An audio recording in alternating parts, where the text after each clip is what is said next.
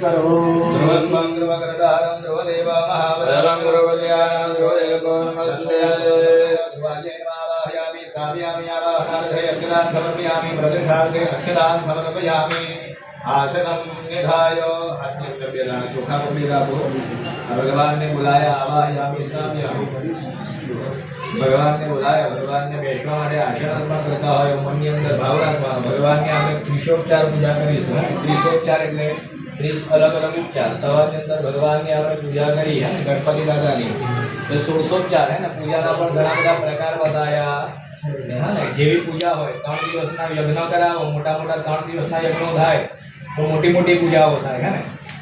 એમ એક દિવસનો પૂજા હોય તો એ રીતે પૂજા થાય સવારની અંદર કહીએ 16 હમણાં જે મુખ્ય પૂજા કરી છે 30 અલગ અલગ ઉપચારથી ભગવાન વિષ્ણુને ગમે એવી પૂજા હા ને હમણાં કયો માસ ચાલે છે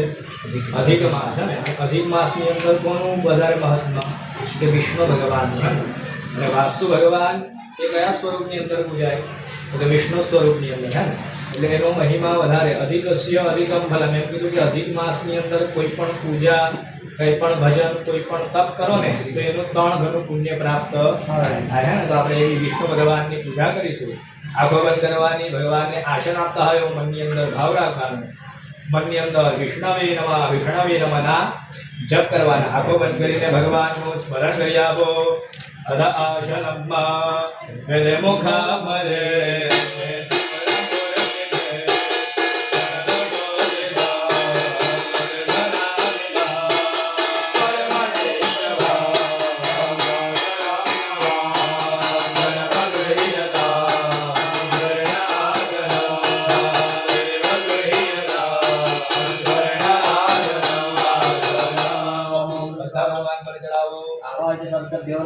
चढ़ाओ बद्दी डिश में थोड़ा थोड़ा चोखा चढ़ाइए आपने अभी दिन गया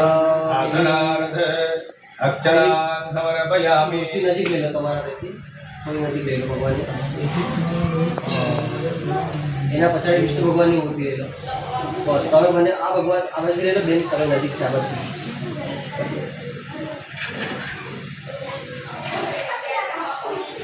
તમારે ત્યાં ચડાવો તમારે અહીંયા ચડાવો ચાલો પેલા નાગરિકના પાન લાવો